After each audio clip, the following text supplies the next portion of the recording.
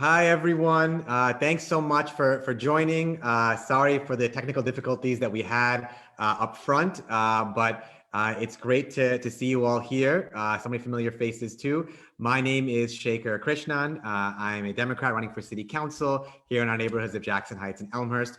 And I'm so excited to see you all here today too, because this is every Thursday we've had these topics on different issues ranging from housing justice to public health and COVID in our communities, to bilingual and culturally responsive education. And so we're trying to make sure that we're talking about all the different issues that are affecting us as community residents, as activists, organizers here in our neighborhood and across our city. And of course, one of the most personal ones is our mental health during the time of COVID, which is really such a deeply personal issue that affects all of us here. And I'm so excited for everyone's turnout today too, to talk about these issues. So I want to begin by saying I'm so excited to have with us today a neighbor who is also an incredible psychotherapist, the founder of Wove Therapy, which is a woman of color led and focused practice around psychotherapy and mental health care during a time like this. So before kicking it off to Alpa, I just wanted to say a few words myself too, because we're really in a moment right now where we've been in COVID for almost a year at this point. And it's been so challenging and so difficult for everyone in so many different ways. I always say that, it's whether it's you have, of course, at the most traumatic levels, suffering from COVID, have family members who are suffering from COVID, can't pay your rent, haven't received any government benefits because you're an excluded worker, have two small children, don't have any children. We're all feeling the pressures in so many different ways of the impacts of COVID on us. And that's multiplied by our own other stresses in our lives, whether personal, familial, public health, or health-wise, and multiplied further by jobs that we have that may be incredibly stressful and emotional too, that involve working with people in crisis, or maybe stressful in other ways for us, frontline workers too, during this pandemic, of course. That all takes a toll on us personally and weighs on us in different ways. Things we take with us when we go to bed at night and then wake up in the morning and have to keep pushing forward too. So today's discussion is meant to be a way for us to take a step back and reflect on those issues and find a way to really heal during a time like the present when we're suffering from all these stresses, knowing that perhaps one of the biggest stresses is that we have no idea when we'll be out of this as far as COVID goes, and when it'll end. And that, of course, that uncertainty adds such a layer too of stress to our lives. But if we don't take care of ourselves, if we don't take care of our well-being and nourish our own minds, our body, and our soul, we can't do the work that we want to do. We can't move forward without making sure first that we're okay and we're checking in with ourselves. That's not a one-day thing. That's not a periodic thing. That's an everyday activity and action that we have to do and reflection that we have to do. So with that in mind, I'm so excited to have Alpa here with us today to really talk about these topics and hear from all of you too. So Alpa, you're doing such incredible work in the field of mental health. And let's start it off by first saying welcome. Thank you for joining us. Thank you, Shekar. Yeah, we're so excited to have you. And my first question to you is, let's just start off at the very beginning and the basics. From your own experience and perspective as a psychotherapist, what has been the impact of COVID on all of us? For 1 year now up to this point, what has the impact been on people's mental health? Can you talk a bit about the impact and what you're seeing yourself in your work? Yes. So 1 year, my goodness, that is a long time. And I think for a lot of us, that 1 year marker is a bit of a reality check. For some of us, it's felt like a lost year. I think loss and grief is probably the single biggest theme that I've seen in my work. Probably, all of us in this gathering here have felt grief and loss in some form, directly, indirectly. We've lost a sense of time. We've lost boundaries. We've lost expectations.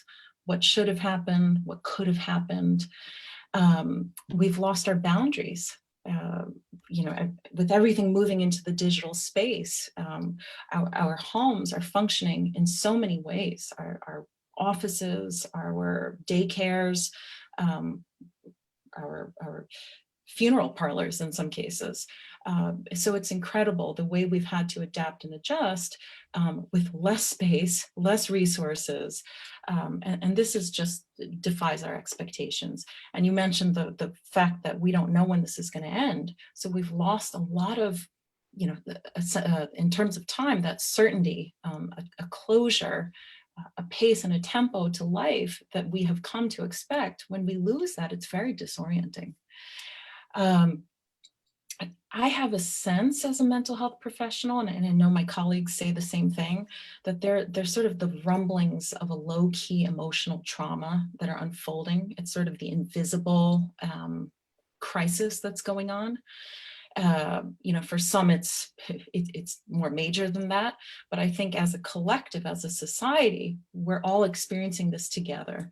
And there's a sense that we'll never be the same again after this. So we have to acknowledge this when we talk about what's going on. When you talk about mental health, a lot of this stuff is invisible. For some, it manifests in a sense of personal failure. I'm not doing enough. And I know you have questions about activism and how we go about being our going into social justice practice, and how do we find the stamina and so forth. And when we can't meet those expectations, we turn on ourselves, and this is very unhealthy.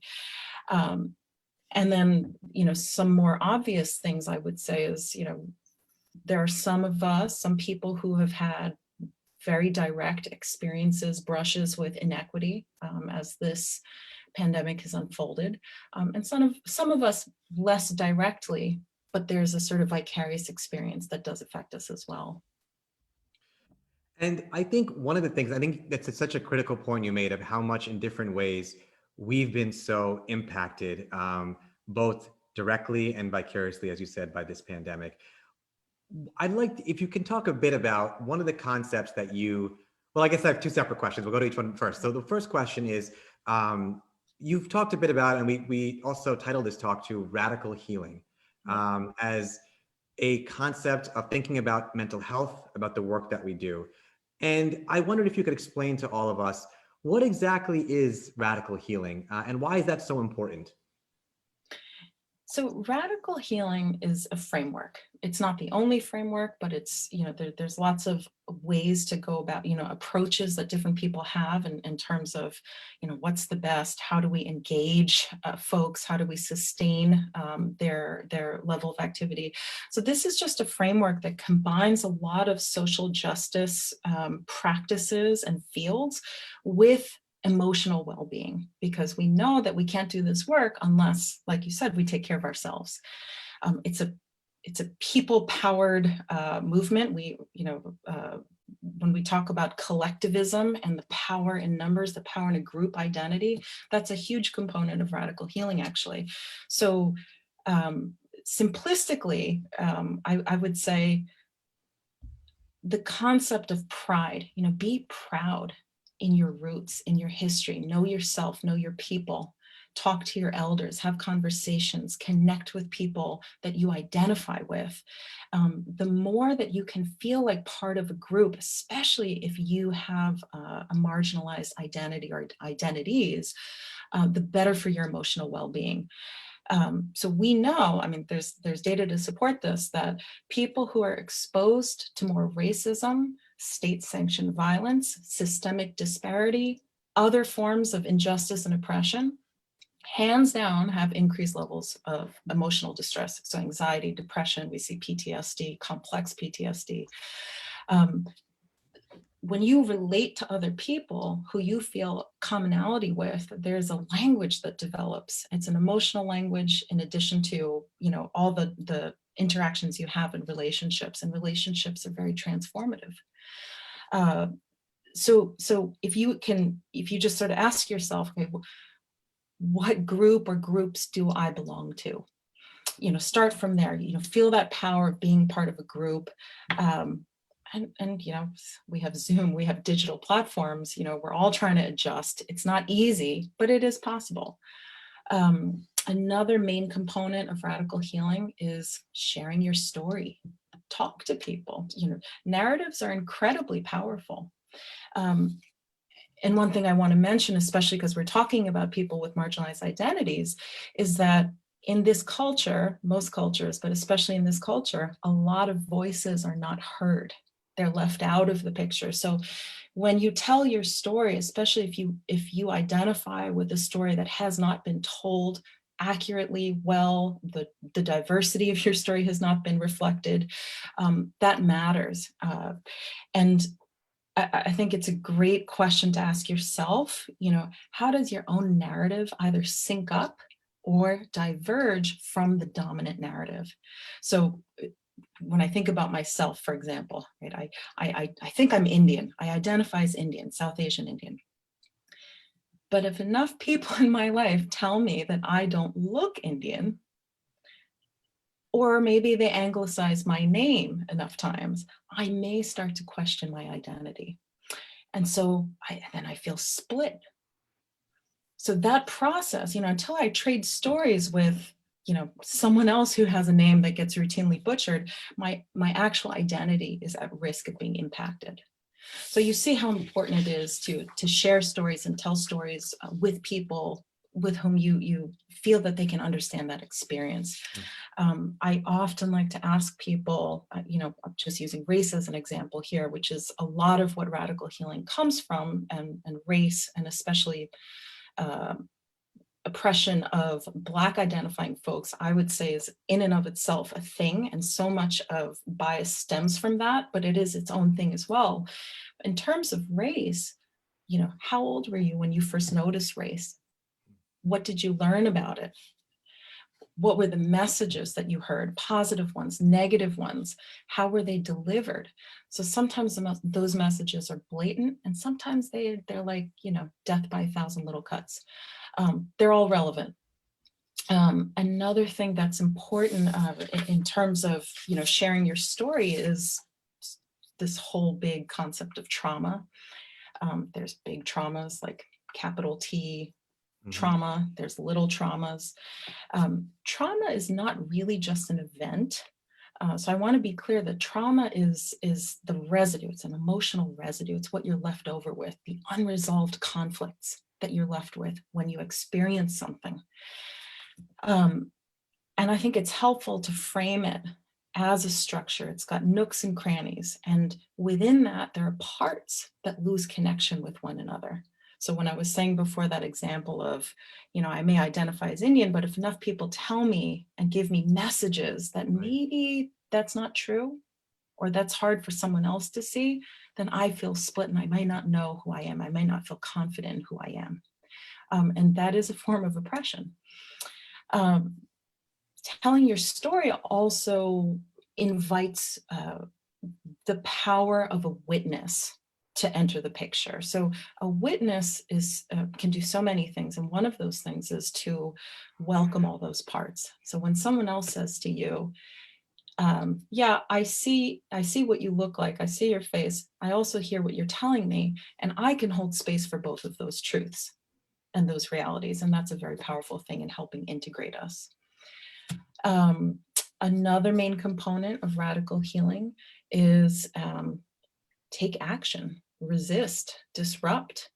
If you care about something, educate yourself, learn what you can, look for opportunities, you know, join a campaign, join a community discussion like this, phone bank, do what you can, even in this digital age where we feel a lot of the limitations of the connection, the ability to connect. It's kind of been amazing to see how activism has moved into the digital sphere and what can be accomplished in that way. It's not a small thing. These are not small changes that are happening. I mean, some of them are small, but some of them are quite large, and collectively there are movements, there's action that's happening. The other thing is it's kind of a win-win, because when you participate, you're not only helping the cause, but it actually feels good. You feel good when you take action. There's another concept within all of this. Some call it radical hope. I mean, you have to be hopeful. If you sit around thinking, things are never going to change, that's totally valid. But one way to see it is that is the product of oppression. When you have hope, you're fighting that oppression. And a key component, of course, of balancing good mental health with your activism is maintaining this hope. We don't want to just survive, we want to thrive, and we want to start trusting. Right? And that's one of the ways that people feel oppressed. They don't trust that the other is listening, that the other has their best interests in mind. When you can trust, this is a sign of mental health, good mental health. Also, I just want to point out, there's a difference between coping with symptoms, like just getting by, that is okay, but something even more is healing. So the concept of healing is that this is more of a systemic change within the self, or a collective identity. And it also means that you move away from getting re-traumatized, which is a big issue, I think, especially for marginalized folks, and especially with the news cycle and so forth. And lastly, the last main component, which is huge, and which is so much of what this talk is about, this discussion is about, is self-care. So the big news flash of tonight, I would say, is that rest is an activity. It is a valid activity. It's a decision, it's a choice. Rest and joy in particular are radical acts when you're being oppressed, when you're being marginalized. So when a system is bringing you down, when you lift yourself up, that's resilience. And when you take care of yourself, you are taking care of the cause. Your mind works better, your body works better, your relationships function better. And so you're also part of a movement like that. You nourish your body and your mind. If you identify as a marginalized person, in so many ways, you're being devalued, dehumanized, disconnected. So when you nourish yourself, sleep, food, exercise, other forms of self-care, meditation, yoga, those are all practical tools that combat a lot of the fatigue that people feel when they do this social justice type work. So that's sort of radical healing, 101. But I think it's a great framework for applying to folks who are really trying to do their best, their effort to live everyday life, but then to go to that next level and being an active member of your community.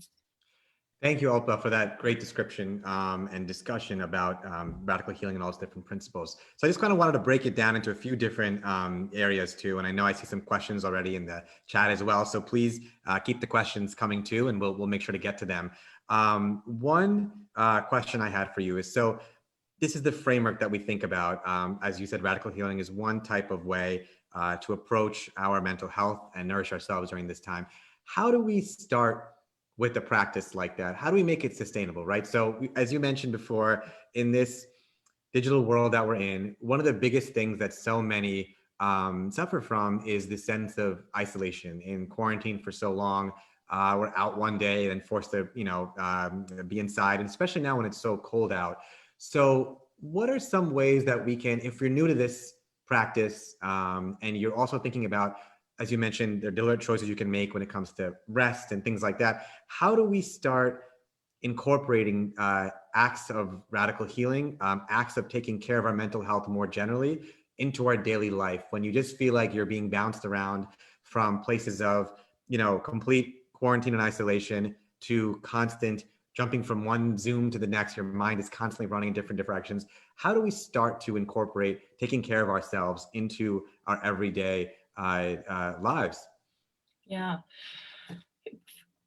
I mean, step one is always awareness, like raising your consciousness, checking in with yourself. So, take news, for example. We're all checking it constantly. The news cycle sometimes feels insane. And it can be very triggering. And I don't even just mean triggering like in the clinical traumatic sense, but it can feel really unnerving. It can make you really anxious during a time, again, we're like closed in a way. We have less space and less resources. And so there's all this input of energy. We've got to expend it somehow. And we've also got to be aware that it's there. Like you can't expend it actually unless you're aware that it's even there. So raising your awareness and checking in with yourself, how does this, in this example with news, how does the story make me feel? How is this, constant refreshing? What is it doing to my mental health when I take a big step back? How did, how did anything go? I mean, I have little ones at home, right? Bedtime is a thing.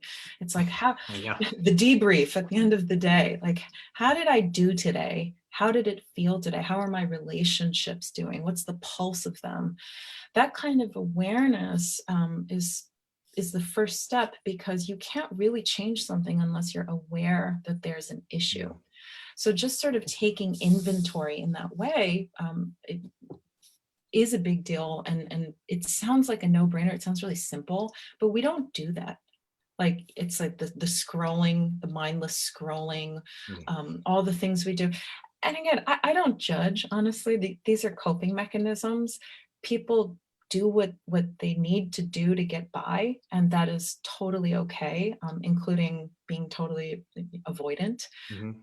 Avoidance is a coping mechanism. There's lots of coping mechanisms, and I don't really judge them. I just encourage you to be aware of what you're doing and why, and be aware of their limitations. Sometimes you hit a wall, they're not so effective, or they have consequences, they hurt other people or yourself. But that's a huge one.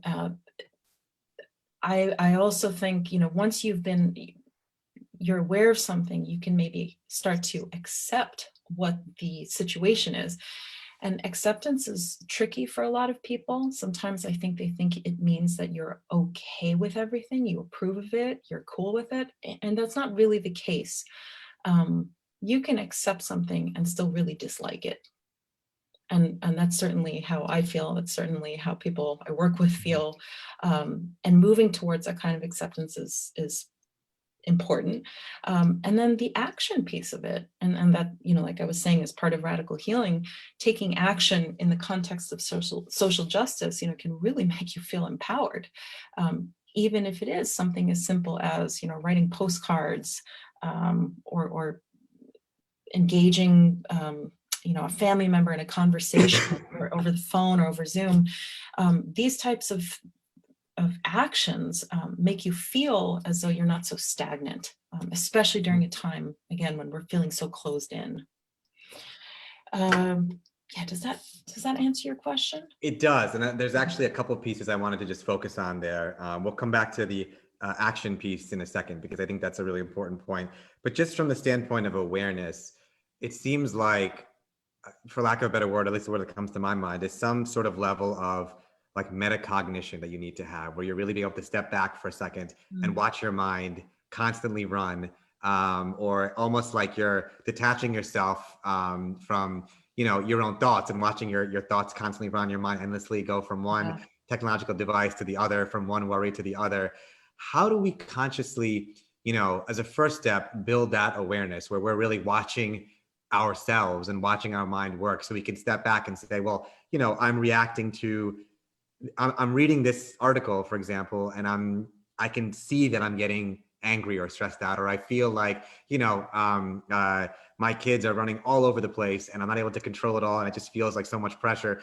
You've got to have a level of a step back and detach yourself from it and really observe that the feelings that you're feeling.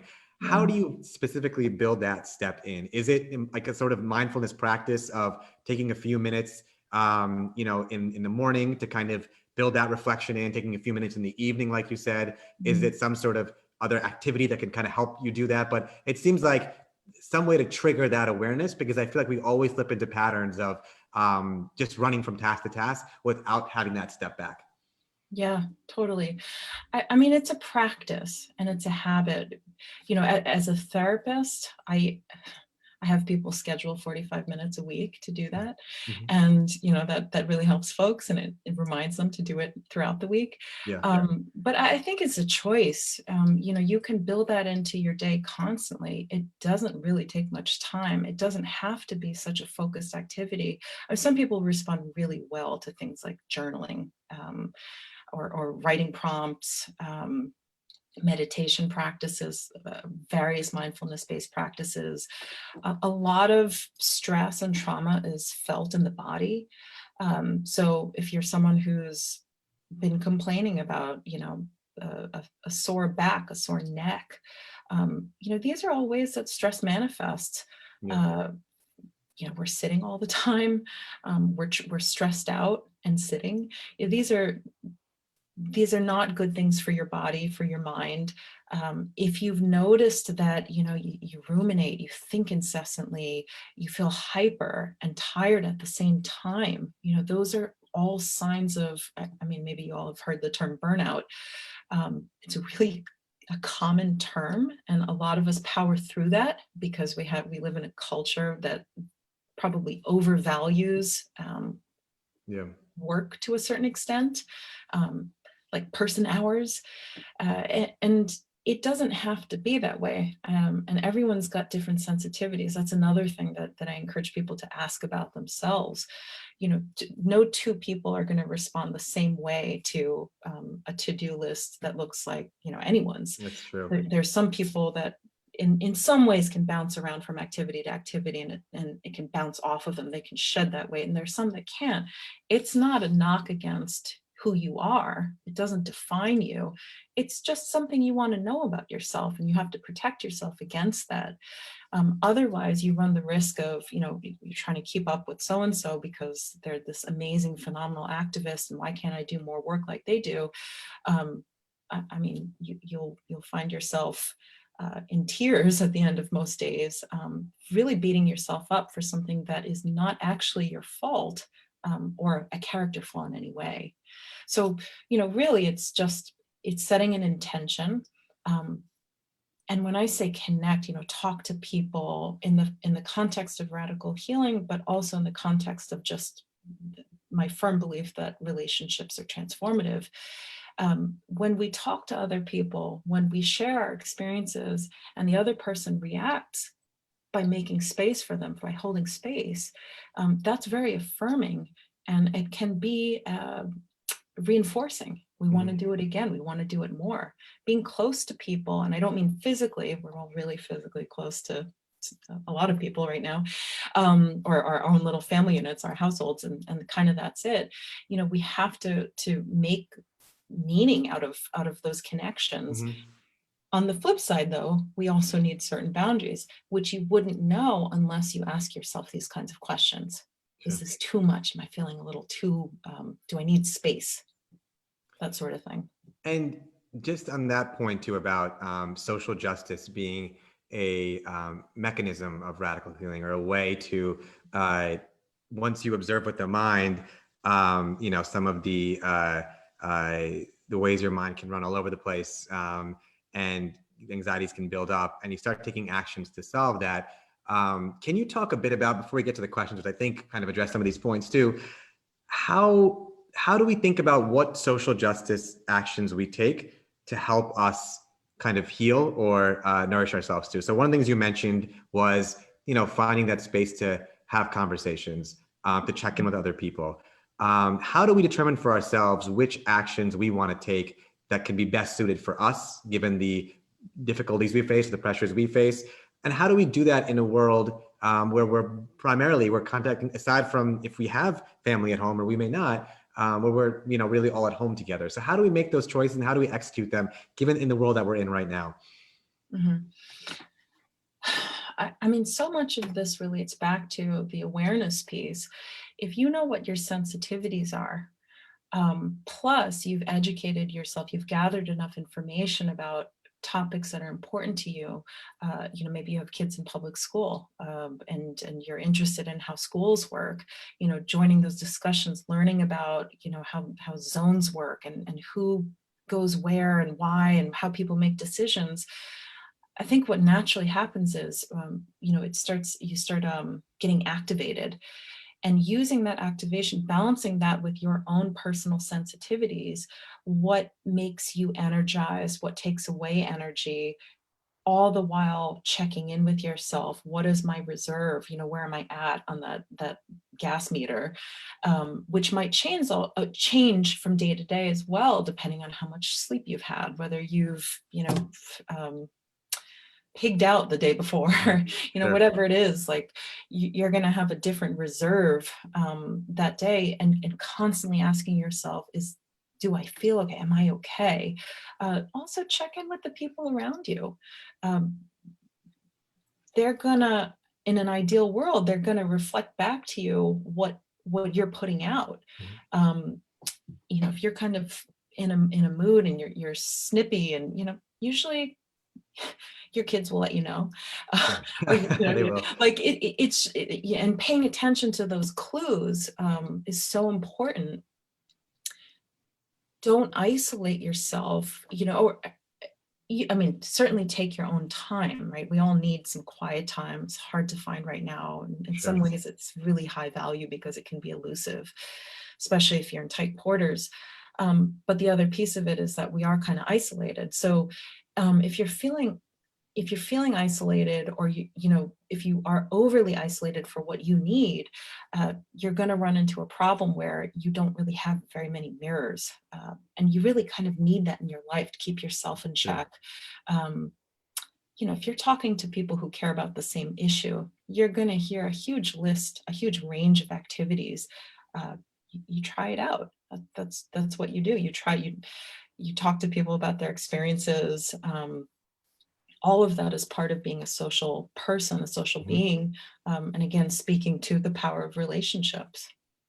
So it seems like also a big piece. I like that analogy you just gave of you need to have mirrors in your life to reflect ideas and thoughts and values off of too, and maybe actively even seek those out to make sure that during a time like this, when there's so much social isolation too, we're making sure to have those mirrors in our own lives.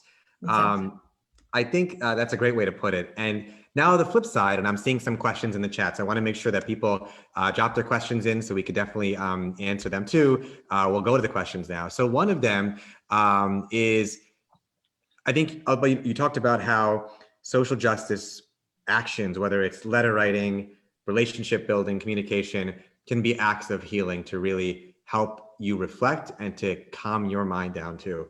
But on the opposite side of the spectrum, engaging in full social justice work can also be very taxing too, right? We know this. I mean, even in, as you know well, and in my work too, with so many of my colleagues, I'm working with tenants who are in crisis every day and feeling like we have to really race to solve whatever problem may be coming up. Whether it's, I remember during the snowstorm, a family that we were working with that was locked out of their NYCHA public housing and were living in a car for 2 weeks without a change of clothes during the middle of a blizzard too. Didn't want to go to a shelter. And we were scrambling to force the city agencies to either find placement for them or to ensure that they were able to get back into their homes in public housing. Yeah, every day there's some new crisis and new challenges and trauma that in working with impacted and vulnerable populations that obviously can take its own toll on you too. And Mhm. the biggest thing that we talk about in our work as well is burnout, right? So one of the Yeah. questions from our chat is, when we're doing this work every day, how can my staff and I not feel burnout during COVID? How do we deal with substance abuse and alcoholism at a time like this? So when you're Mhm. dealing with social justice work at such a deep level of trauma, how do we make sure it doesn't burn us out? And how do we make sure that we're not turning to other outlets that can be detrimental to us to solve that problem? Yeah. That's such a tough thing. I recently read that, I mean, even therapists, there was a poll somewhere that said, like, 40 something percent of therapists were reporting feelings of burnout. Hmm. We're all feeling it. Yep.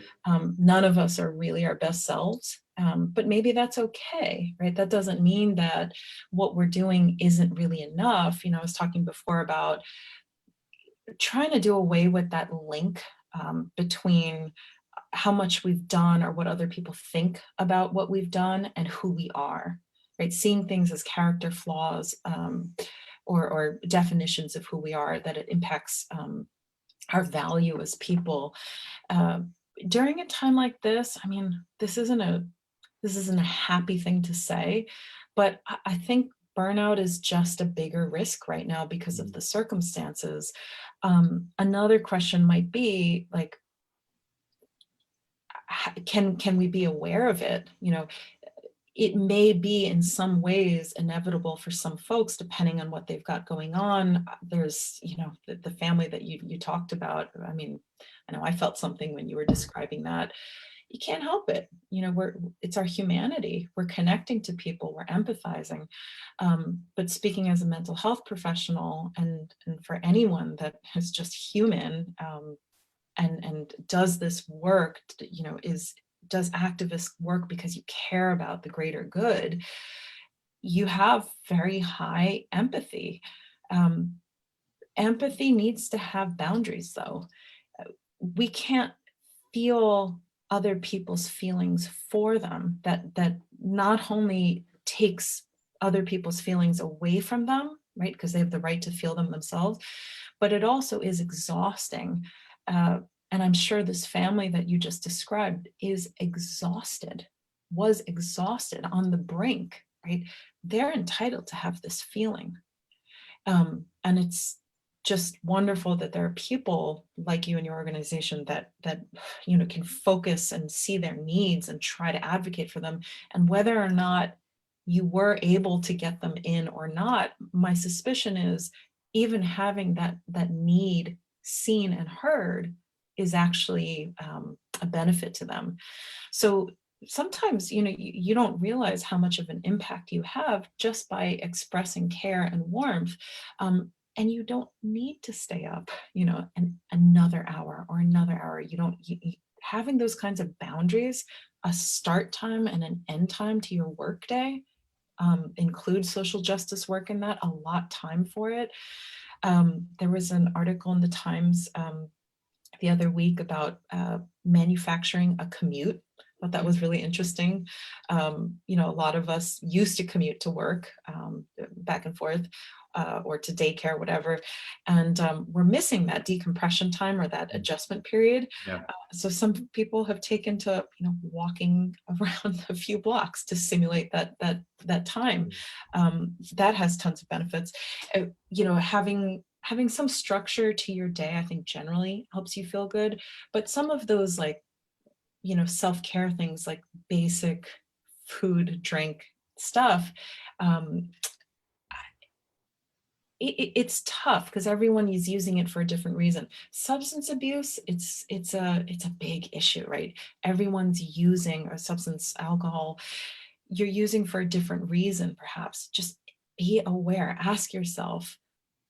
Don't judge yourself, but ask yourself, why am I doing this? What am I, am I avoiding something? Am I addressing something? Do I have an emotional relationship with it? That doesn't have to be a bad thing or a character flaw, but you just want to know. And usually by raising that consciousness and awareness, most people are then compelled to do something about it. Mhm. And that includes, yeah, just kind of monitoring what it is that you need and how you're feeling. So burnout, is it completely preventable right now? I don't know. Yeah. It may just be kind of a fact of life to a certain extent right now. I don't think anything's wrong with you. It doesn't mean you're doing it wrong. Um, but if you are experiencing burnout, there are things you can do, actionable things you can do to start changing paths. It's very And maybe, understandable. yeah, and maybe one of the things that's tying back to something you said earlier too was, I like that last point you made about, is burnout inevitable right now? And to some degree, it's the point about acceptance that you made before too, where sometimes accepting, there are things that you may not like and you may not want, but they will be happening. And so to some degree, maybe also some level of acceptance that you're going to feel that sense of burnout too. So proactively knowing that, accepting that, and also finding ways to proactively help to address it when you know that the boundaries are all distorted now between work and home, and other needs as well, that it will exhaust you. And how do you plan for those moments of exhaustion? And Right. so that are coming. Maybe one way to also, help to prepare for those feelings that you might have too.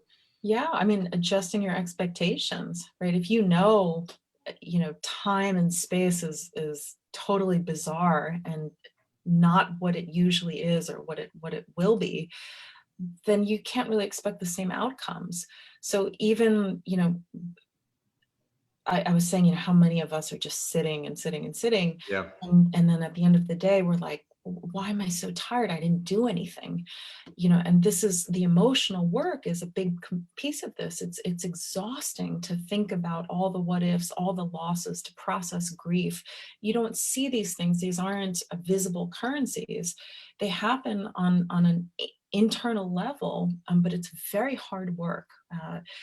And that goes back to relationships. People who are better connected tend to fare these really difficult situations better. Mhm. So the more you can genuinely and intimately connect with someone, share your experience, find people who care, who are willing to listen and really see what you're going through, ultimately you're gonna get through this better Mhm. Mhm. than if you're totally isolated.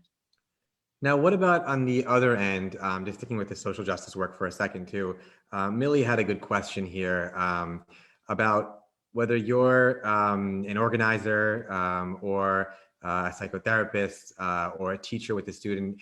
How do you deal with wanting to do everything for your clients? Client being, or a student or whoever you're serving, you want to do everything you can. And how do you deal with wanting to do everything and feeling like you can do more? In other words, no matter everything that you're doing, there's still more that you want or you need to do. You feel like you keep pushing yourself to do more. How do you deal with that? How do you think about that when you feel like there's so much that you're doing, but you just need to also want to do more too? Yeah, I mean, I don't know Millie, and I can't talk to her, but part of what I hear in that is that it's possible that she and maybe other folks feel this way, that almost like you're defining your value by what you do, and you got to watch out for that. It's very tempting in this work, especially to make visible impact, measurable impact. And remember how I said before, like, don't underestimate the power of just caring, putting out care, putting out that intention. And ultimately, you know, yes, we're fighting systemic injustice. So much of that, we're trying to advocate for people who don't have that voice and who don't have resources, or don't, the system works against them. But also, again, we can't feel things for other people. That's not our jobs. We don't have that right to feel, to take other people's feelings and make them our own. We need to let people have their feelings and just care about them and express care. Um, and that's certainly true from a mental health perspective. When you're doing advocacy work, closing out for the day is not the equivalent of shutting a door in someone's face. It may feel like it, but watch yourself from taking that leap and making that connection to actually, almost as though you have more power than you may actually have. Right, almost kind of check yourself, check your boundaries. And going back to that framework of radical healing, if you don't take care of yourself, what good will you be? And taking care of yourself is in and of itself an act of resistance. Mhm. Now, what about, thank you, Alpa, for that answer too. That was really, I think, helpful to hear and to process too. Now, what about the clients themselves who we serve, right? There's so many who are our struggling to pay rent each day, who, I saw a comment from Ginger here too about how there's so many tenants, for example, who landlords don't care if you can't, if you don't have a job and you're not able to pay your rent.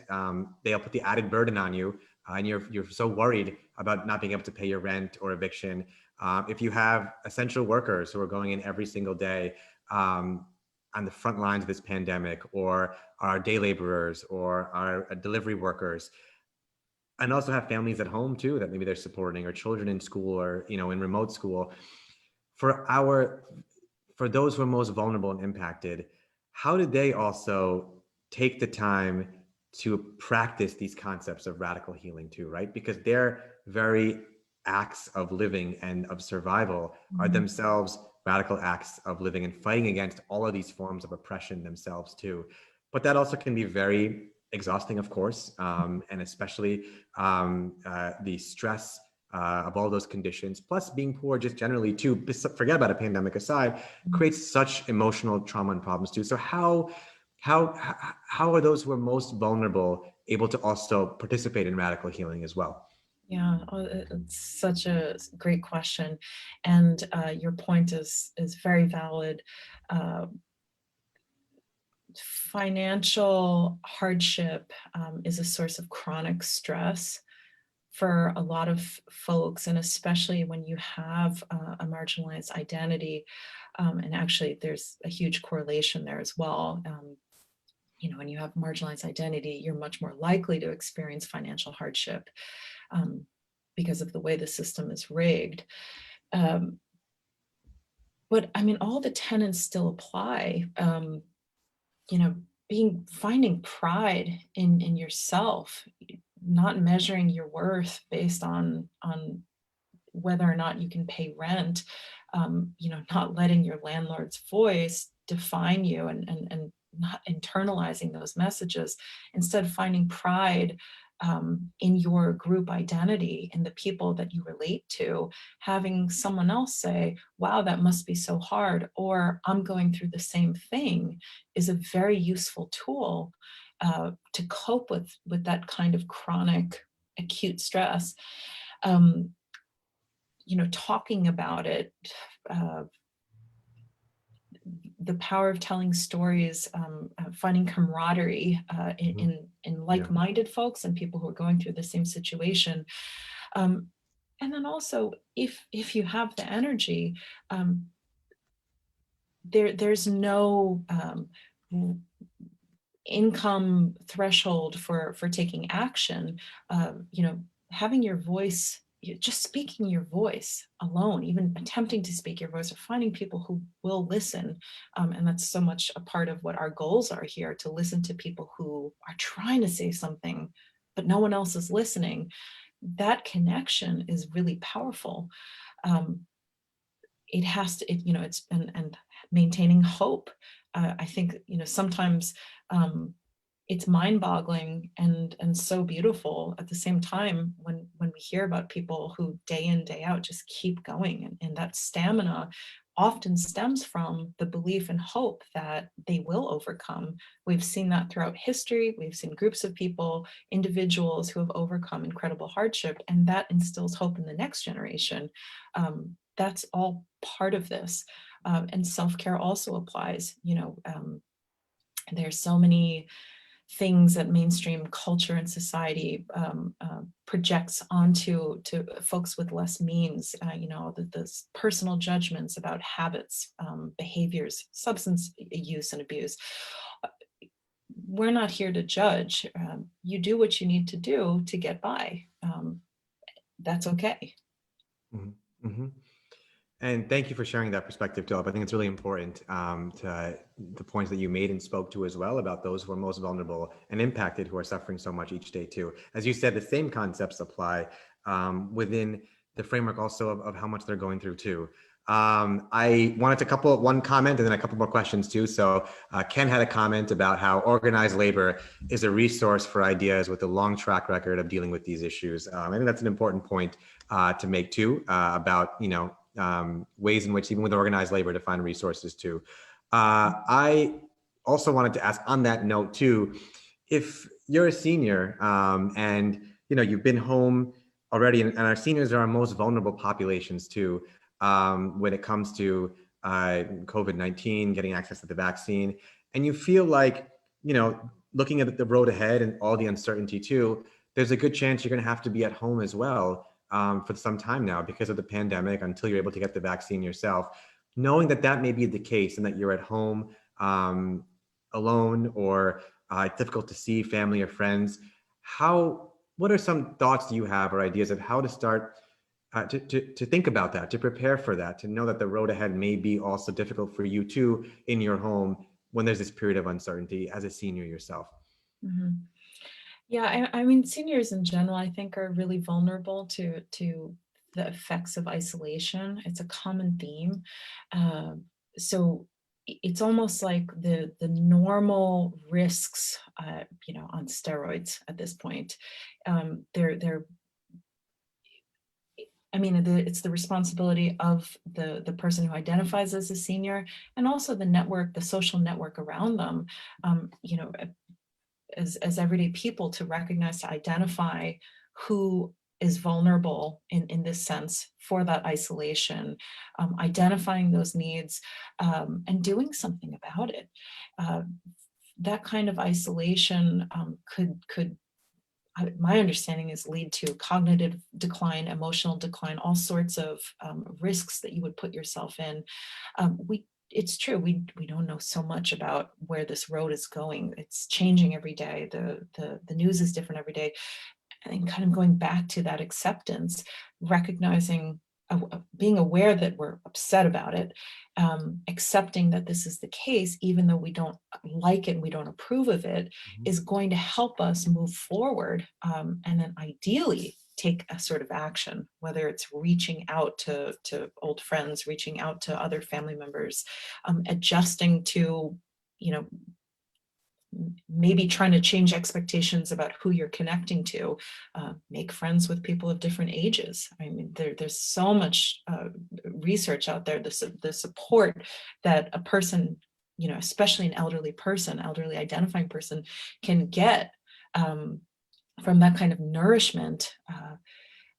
It's like exercise for the brain. Mm-hmm. It's a really important point.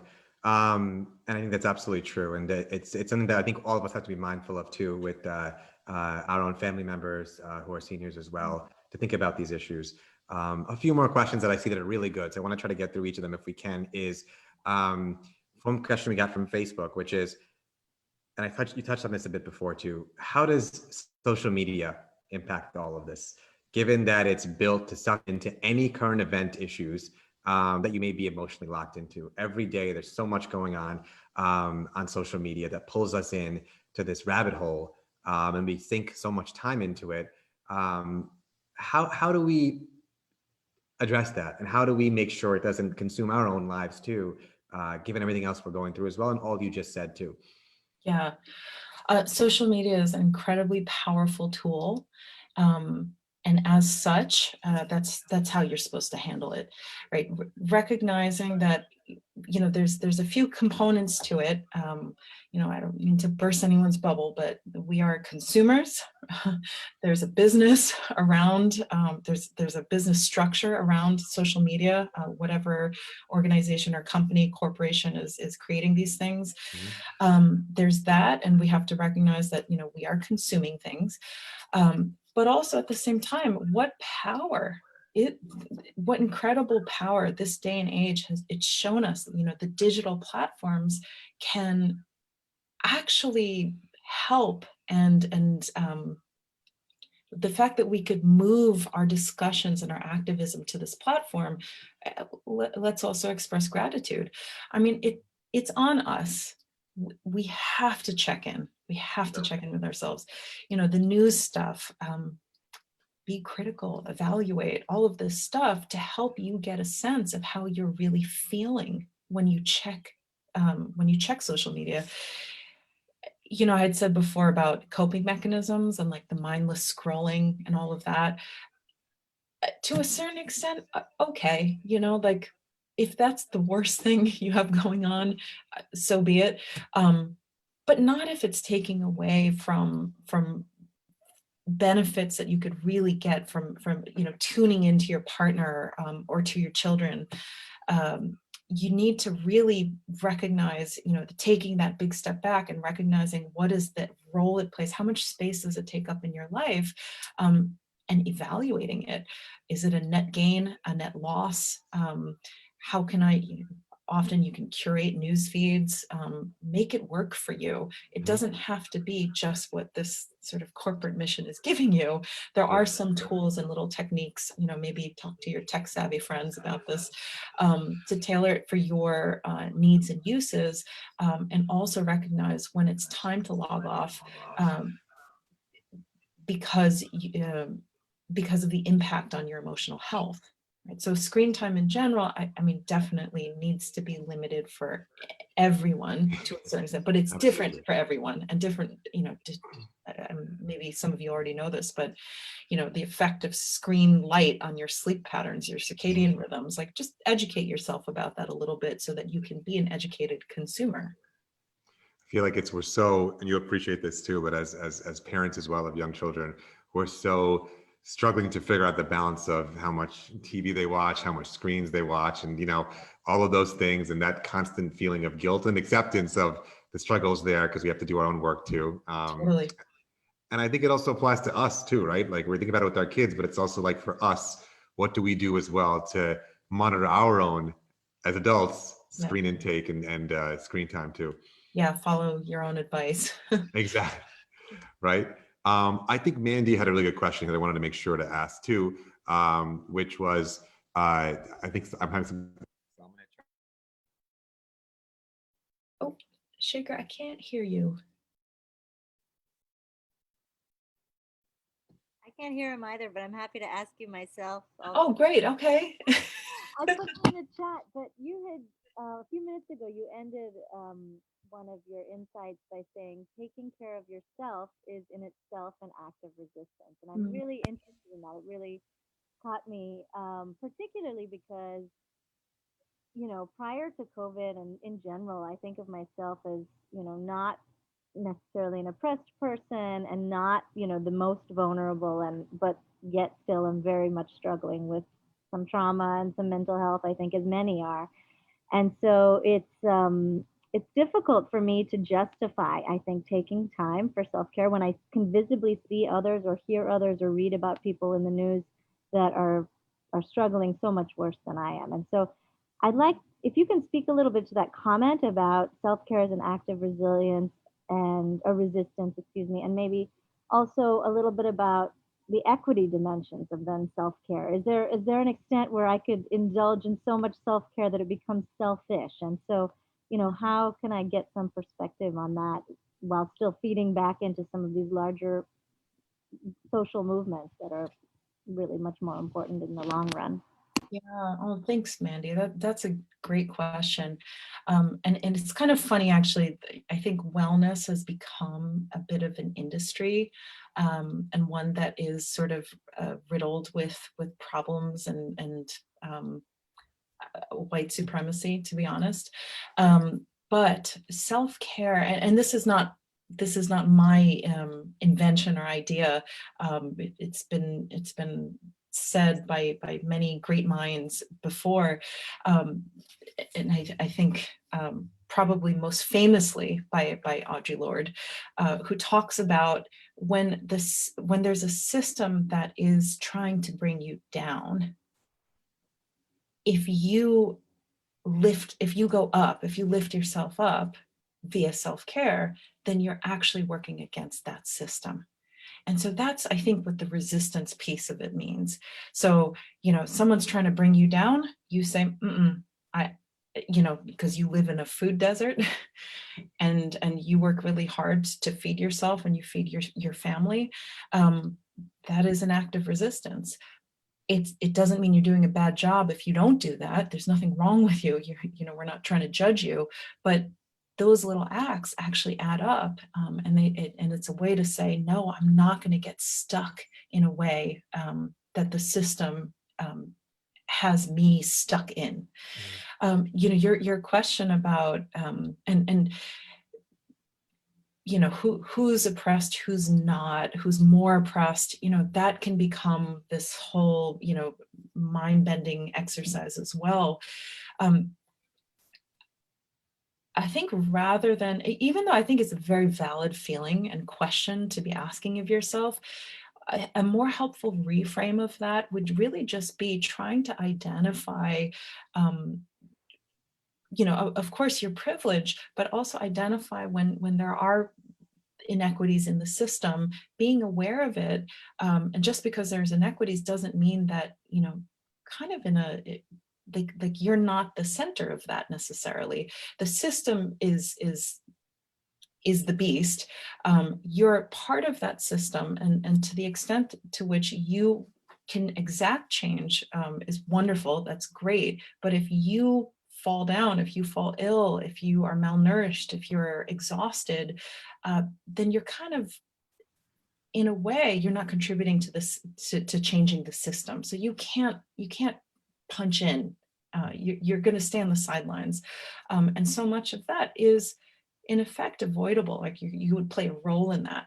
So as much as you can, to the extent that you can, if you take care of yourself and you can participate, you can clock in what you can, and then check out and let someone else, take the reins for a little bit.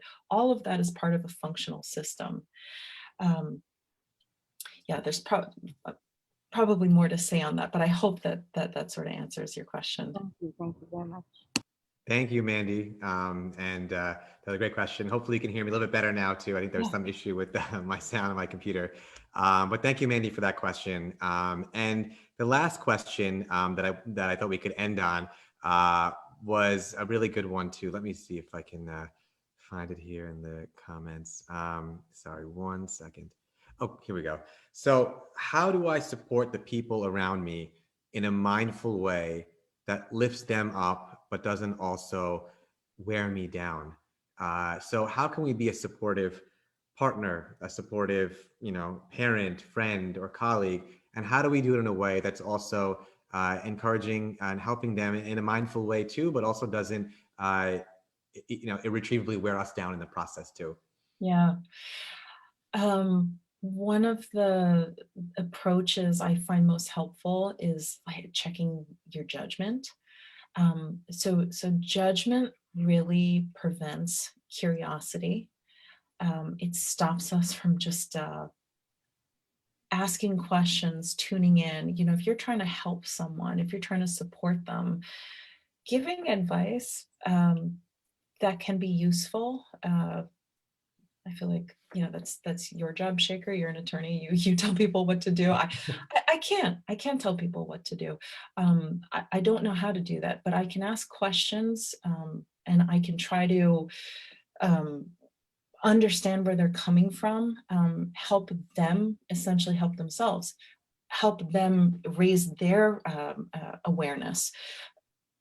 Because then they'll start to recognize what it is they need, and then they will actually be able to do that themselves, or they can make it clear to you how to support them as well. That's a big piece of it. So engaging them in a more curious way, rather than the judgment, which goes straight to, like, we kind of think we know, that gets exhausting, and we're often wrong. Yep.